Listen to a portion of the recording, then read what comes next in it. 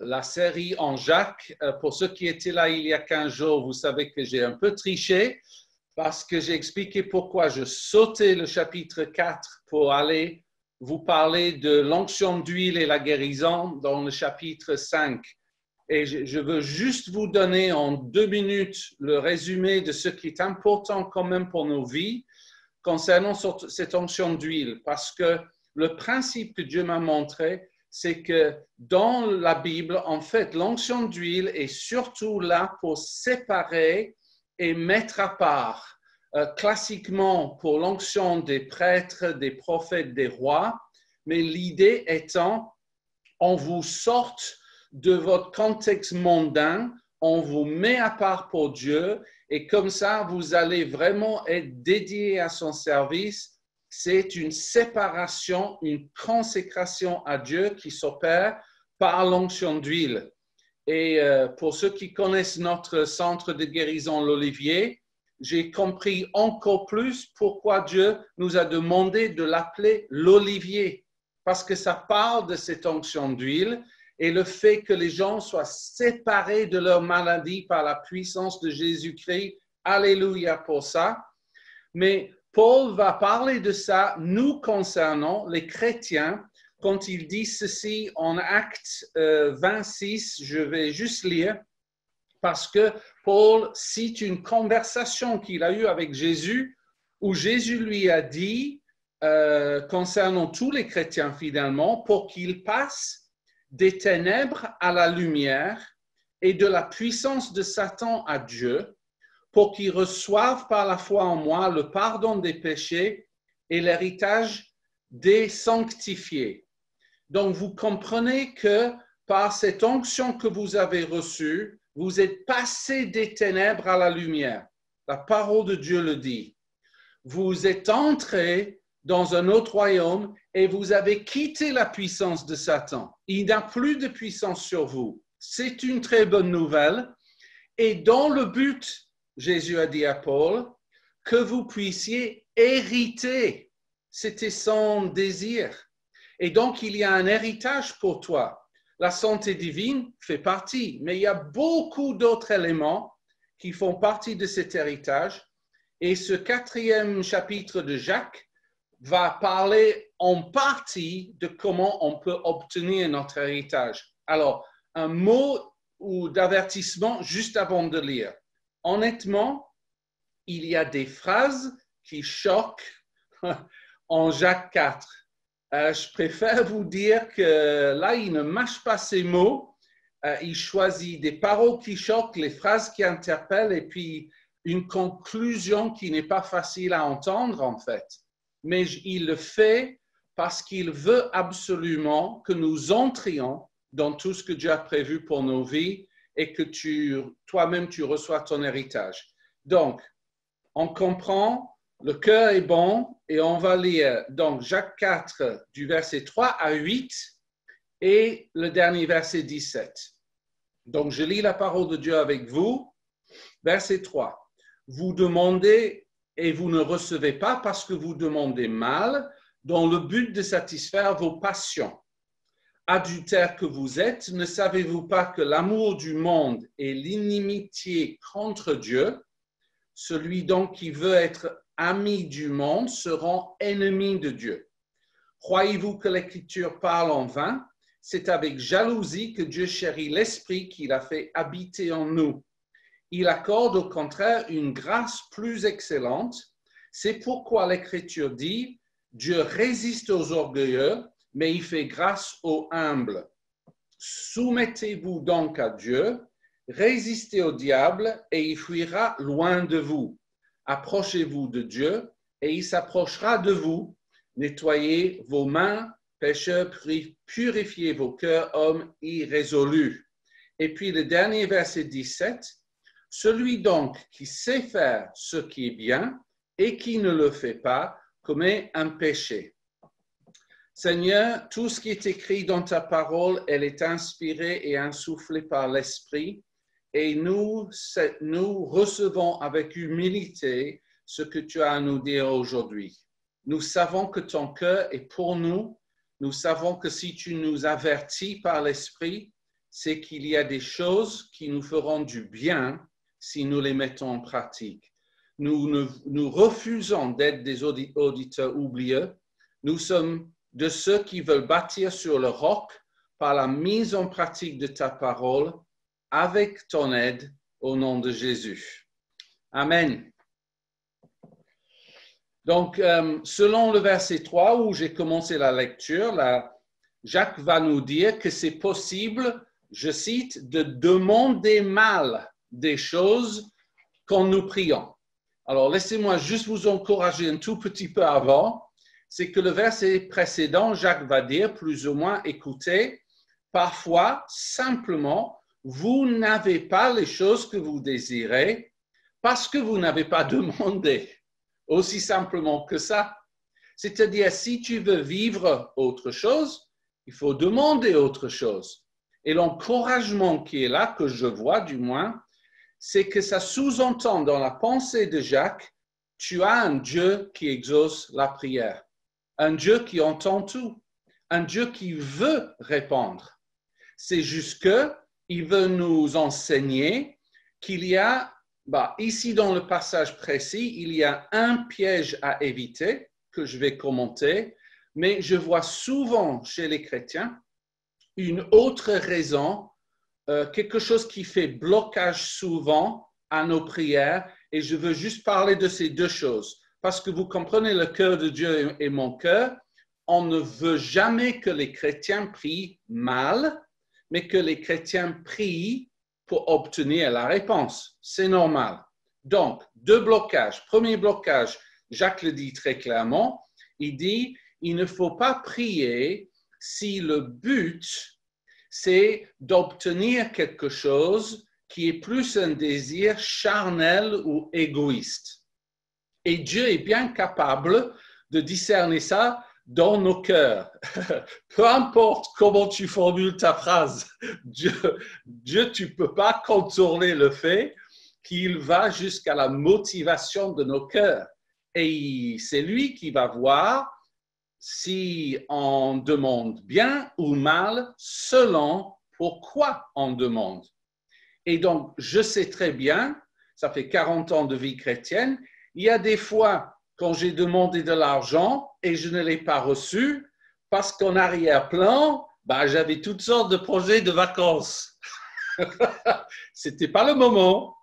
Et il y a d'autres moments où j'étais réellement dans le besoin et j'ai pris la parole de Dieu et Dieu m'a exaucé et j'ai pu glorifier Dieu pour la réponse. Mais j'ai constaté la différence, c'est-à-dire le sujet était identique, mais ma motivation était fort différente.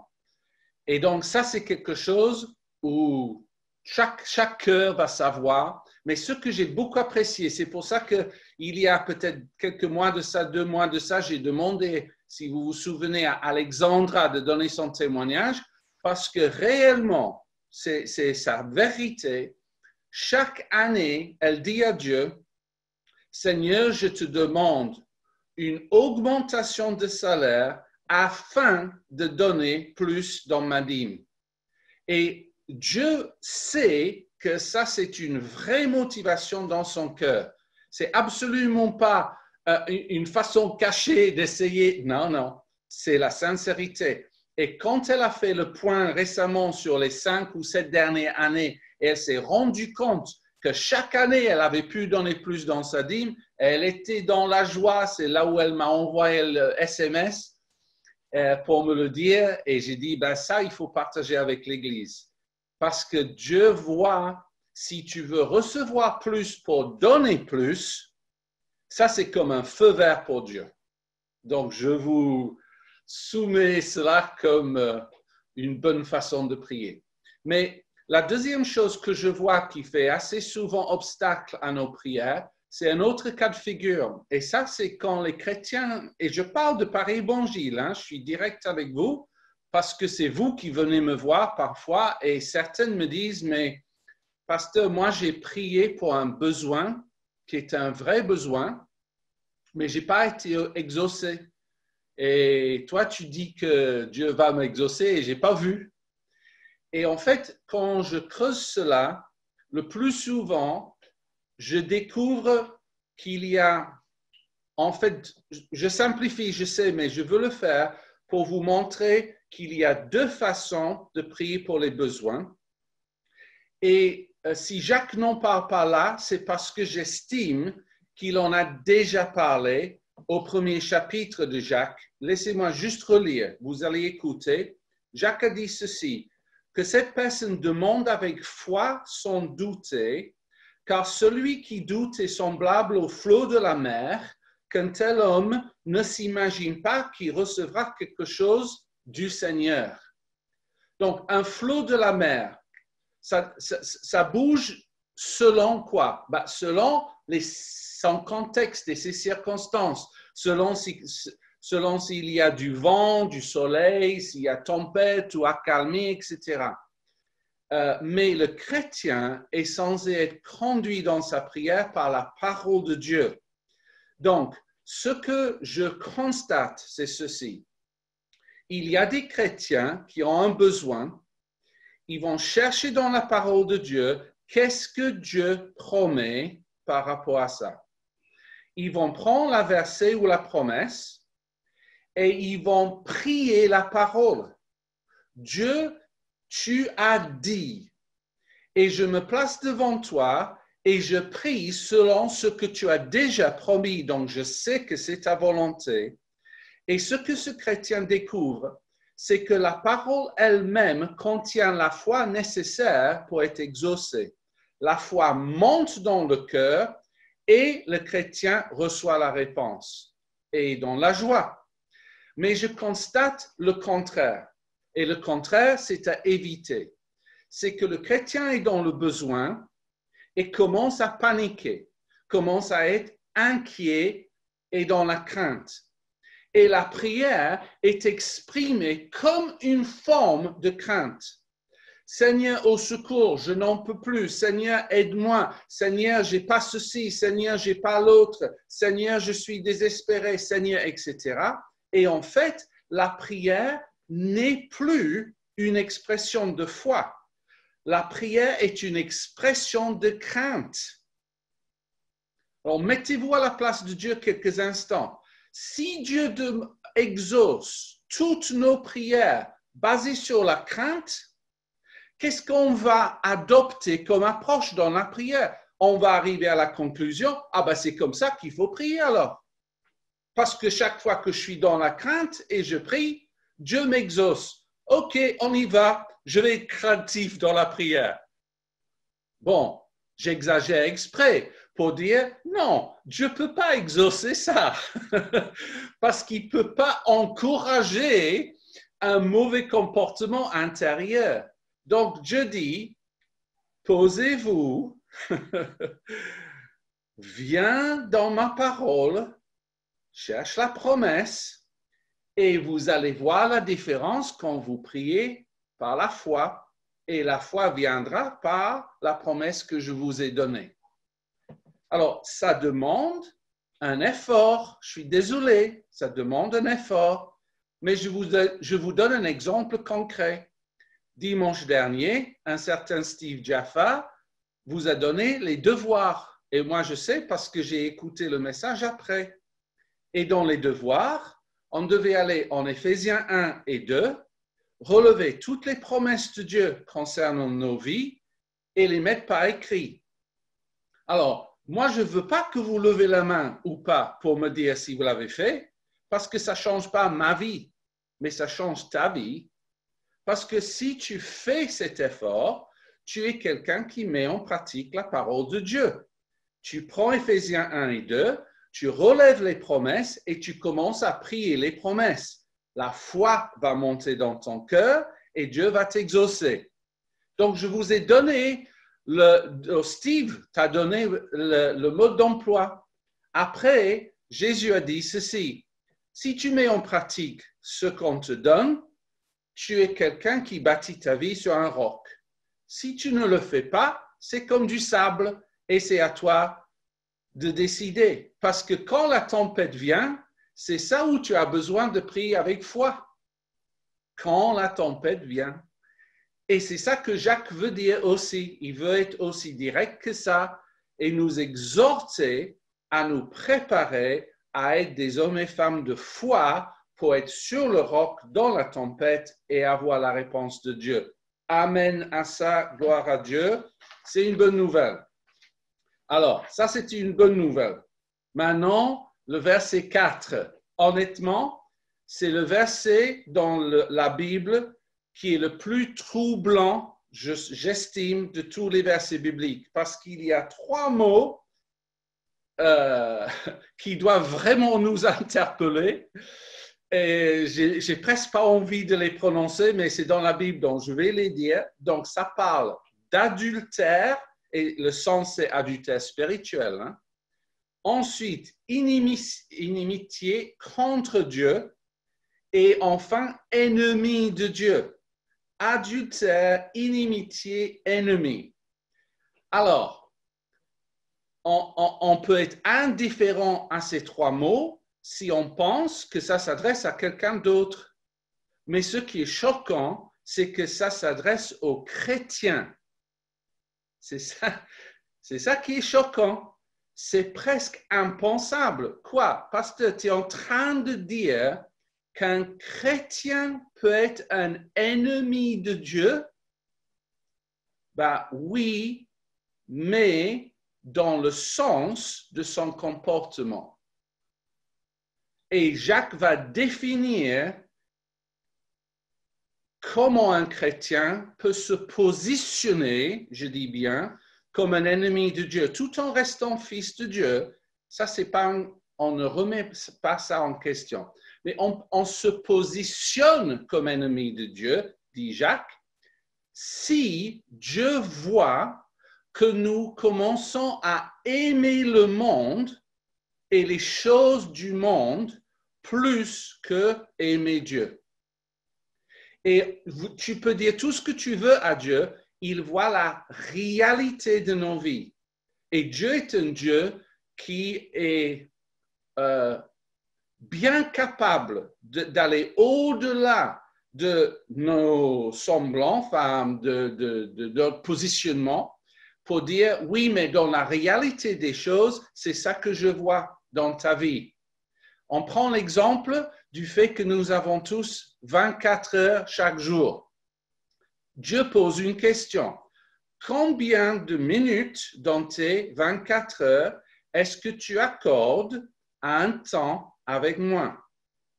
Pensez à ce qu'on avait dit en début de culte, ce mot où David va dire, Dieu, j'ai pour toi cet très grand amour, cette expression de tendresse, ce désir ardent d'être avec toi. David ne peut pas dire ça et en même temps dire, mais je suis indifférent par rapport à ta présence, par rapport au temps que je passe avec toi. Ce n'est pas une règle, ce n'est pas comme une loi que Dieu nous impose, mais il y a un cri profond dans le cœur de Dieu pour vivre une réalité avec toi et moi, d'intimité réelle où réellement on passe du temps avec lui. Vous imaginez bien, si je disais à Lynn, ma femme, si je disais, écoute chérie, je suis désolé, j'ai juste pas le temps de passer un moment avec toi, je vois aucun créneau dans toute la semaine, mais t'inquiète pas, je pense fort à toi, hein. Quand je suis dans le métro, je pense à toi, vraiment. Tu penses que ça satisfait son cœur? je vous laisse imaginer la réponse. Non, non, et j'essaie de vous dire, ton Dieu a un cœur tendre. Vraiment. Et il est touché, soit dans le sens positif ou négatif, par rapport à la réalité de ce que tu vis avec lui, pas la théorie. Il cherche vraiment à ce que ton amour pour lui soit plus fort que l'amour que tu as pour les choses du monde. Alors, je suis allé dans le dictionnaire biblique pour vous parce que le mot grec qui parle de l'amour pour le monde est défini de la façon suivante, c'est avoir de l'affection, amitié, intimité, un engagement pour développer une relation, un sentiment d'obligation envers le monde, une connexion émotionnelle, une priorité de cœur. Et j'ai écrit sur ma feuille ici, Dieu appelle cela une adultère spirituelle quand nos cœurs expriment plus d'affection pour les choses du monde que pour lui. Alors, ce serait ridicule de ma part, n'est-ce pas, de poser la question, qui parmi vous voudrait devenir l'ennemi de Dieu? Ce serait ridicule. Si je posais cette question, vous me direz, pasteur, tu perds la tête, tu as passé trop de temps dans les Vosges. Reviens et parle-nous mieux que ça. Mais dans nos 24 heures que nous avons, il y a des choix que Dieu constate. Et si tu vois que tu préfères ton écran plus que la parole, si tu vois que tu préfères les feuilletons plus que les messages inspirés ou la lecture de tout sauf la Bible, Dieu voit que tu n'es pas dans une réalité de recherche et de relation avec lui. Et le verset 5 va nous exprimer, en Jacques 4, va nous exprimer ce que Dieu ressent par rapport à ça. Alors, je préfère vous dire ceci. Dans beaucoup de commentaires, souvent c'est écrit que le verset 5 est complexe dans le grec. Si vous regardez dans différentes versions, différentes traductions, vous avez vraiment de tout. Je ne suis pas contre la traduction ici, que je vous ai lue, mais ma préférence, c'est pour la version, la Passion, que je cite souvent, donc je l'ai traduit de cette version, qui est censée, c'est une version amplifiée, ça vous le savez, mais qui a comme but de nous communiquer le cœur de Dieu. Donc, sans décortiquer le grec, essayez juste d'écouter dans cette version. Je vais le lire 2 fois parce que je prie Dieu sincèrement que ces paroles puissent pénétrer. Voici. L'Écriture ne vous parle-t-elle pas quand elle dit « L'Esprit que Dieu a insufflé dans nos cœurs est un amant jaloux qui désire intensément nous avoir toujours plus avec lui. » Alors, je sais que c'est différent par rapport à la version seconde, mais pour moi, c'est le cœur de Dieu. Juste essayez de retenir encore une fois. L'Écriture ne vous parle pas quand elle dit « L'Esprit que Dieu a insufflé dans nos cœurs est un amant jaloux qui désire intensément nous avoir toujours plus avec lui. » Alors, je sais avec vous que dès que quelqu'un dit le mot jaloux, le plus souvent, ou jalousie, le plus souvent, c'est négatif. Ça, je sais, comme vous le savez. Mais quand on dit que Dieu est jaloux, je crois que vous puissiez croire avec moi, c'est dans un sens positif, qu'il a tant d'amour dans son cœur. Il a tellement donné pour que tu ne sois pas dans le monde et que tu sois avec lui, qu'il a un désir ardent d'être justement dans cette intimité.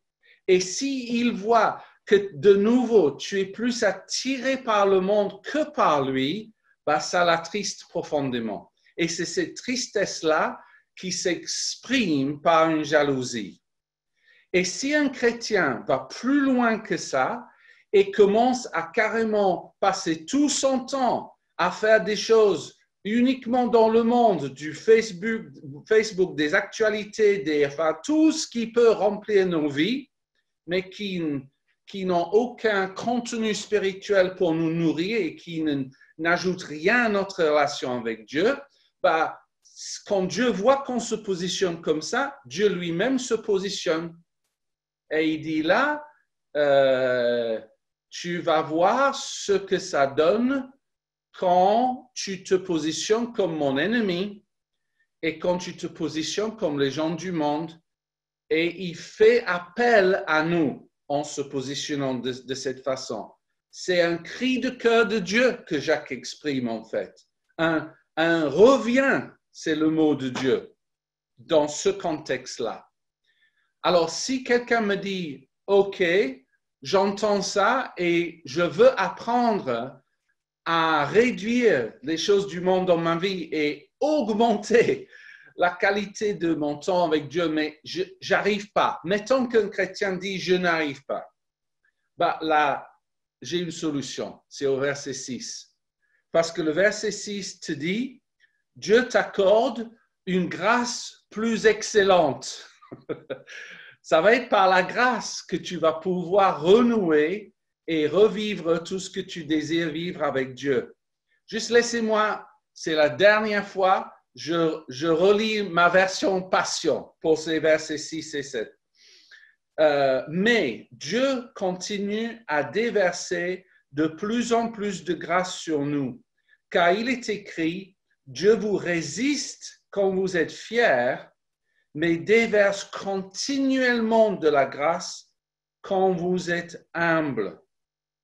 Alléluia pour ça. Donc, honnêtement, si je suis fidèle à ce que j'ai reçu de Dieu pour certains d'entre nous, je suis sûr que je ne m'adresse pas à tout le monde. Mais à certains, Dieu dit, le message aujourd'hui, c'est un message de repentance. Mais la repentance est une bonne chose parce que la repentance nous permet de renouer vraiment l'intimité que Dieu désire avec nous.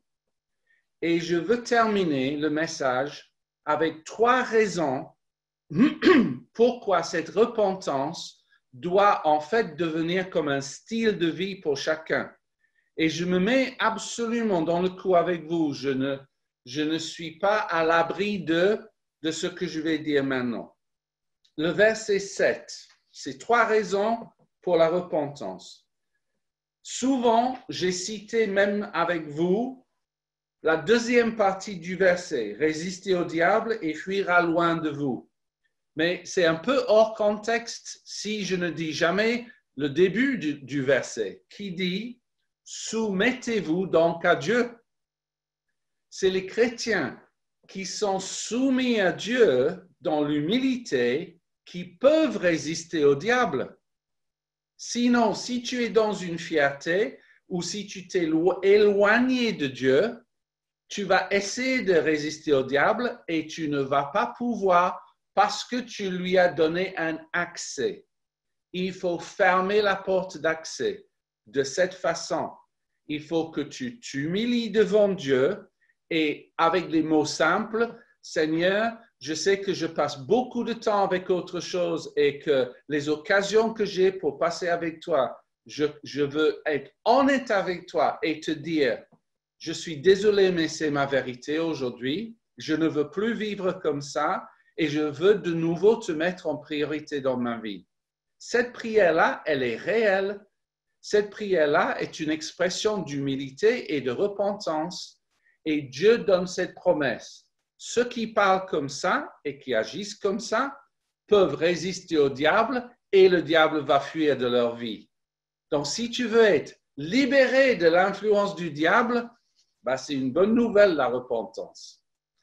Deuxième point, verset 8, je tourne ma page. C'est marqué, approchez-vous de Dieu et il s'approchera de vous. C'est-à-dire que ça dépend, l'initiative dans cette histoire commence avec toi et pas avec Dieu. Vous imaginez ça? Le chrétien qui va me dire, je ne sens pas la présence de Dieu. Je ne ressens pas qu'il est proche. La réponse de Dieu, c'est fais le pas et ça va changer. Ah oui, ça c'est la parole de Dieu. C'est l'initiative inspirée par la repentance. Seigneur, c'est moi. tu n'as pas bougé. Tu as dit que tu seras avec moi jusqu'à la fin des temps. Donc, c'est moi qui m'ai éloigné, je me repens et je fais le pas vers toi. Et tu as promis, et j'ai même, écoute, c'est simple ce que je vais dire, mais voici ce que j'ai entendu. Dieu a dit, si je vois que tu t'approches de moi de nouveau, je m'approcherai de toi et tu le sauras. C'est ça que j'ai entendu pour certaines personnes aujourd'hui. Et puis finalement, et encore, ce n'est pas facile, hein, mais je veux vous encourager. C'est le dernier verset qu'on a lu ensemble, le verset 17. Il y a certainement pour chaque vie représentée dans ce Zoom, les bonnes œuvres que Dieu a préparées d'avance. Tu es la meilleure personne qui soit pour accomplir ces œuvres. Dieu a mis des qualités et des compétences en toi, et si tu te lèves pour faire ce que Dieu te demande, tu le feras mieux que toute autre personne, parce que dès avant la fondation du monde, ces œuvres étaient préparées pour ta vie.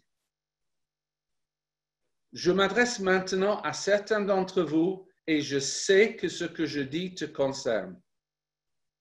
Ton cœur a été touché par quelque chose. Tu as eu un désir dans ton cœur. Il y a eu même des larmes et tu t'es dit, je veux faire quelque chose là. Quelqu'un doit agir là. Cette situation-là, je ne supporte pas. Seigneur, je veux que tu interviennes. Seigneur, fais quelque chose. Et Dieu est en train de dire, cette émotion-là que tu ressens, ça fait partie de ton appel.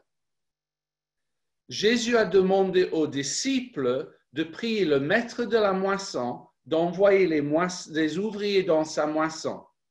Le verset suivant, il a dit, partez. Eux-mêmes étaient la réponse à leur prière. C'était eux qui devaient aller dans la moisson, mais il fallait qu'ils prient avant. Et pour certains d'entre vous, vous avez pris, je suis désolé de le dire, une mauvaise habitude. Votre cœur est touché par quelque chose, vous avez envie d'agir, et après, vous vous laissez envahir par les choses du monde. Votre zèle et votre passion est bouffée par les choses mondaines. Vous vous retournez dans l'écran, dans d'autres lectures, et vous n'avez plus la vision pour accomplir ce que Dieu avait semé dans ton cœur. Pourtant, c'est toujours son appel. C'est toujours quelque chose qu'il veut que tu fasses. Mais il y a une lutte parce que tu as un ennemi qui ne veut pas que tu accomplisses les œuvres pour Dieu. Il veut te garder dans le monde et les choses mondaines. Il veut te distraire, ou pour prendre la parabole du semeur, il veut étrangler la parole qui a été semée dans ton cœur.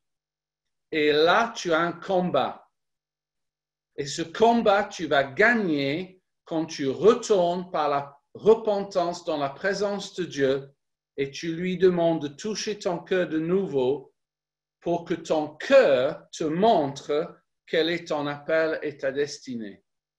Ta destinée commence dans ton cœur, un cœur adouci dans la présence de Dieu. Et si Jacques ne le disait pas, je n'oserais pas dire ce que je vais dire. Mais vous avez entendu ces paroles? Celui qui sait faire ce qui est bien et ne le fait pas commet un péché. C'est donc un péché, bibliquement parlant, de ne pas faire ce que ton cœur sait tu dois faire. Et tu ne veux pas rester dans le péché devant Dieu. Je sais, je connais vos cœurs. Non, absolument pas. Tu veux quitter ça et tu veux entrer avec courage dans ton appel. Donc, ce qu'on va faire maintenant, En fait, on va prendre un temps de repentance pour ceux qui le souhaitent. Et vous êtes tous chez vous comme je le suis. Et je vais vous dire ceci, je vais me mettre à genoux parce que je veux m'humilier dans le bon sens. Et je veux renouer tout mon engagement pour vivre mon premier amour avec Dieu et entrer dans tout ce qu'il a prévu pour ma vie.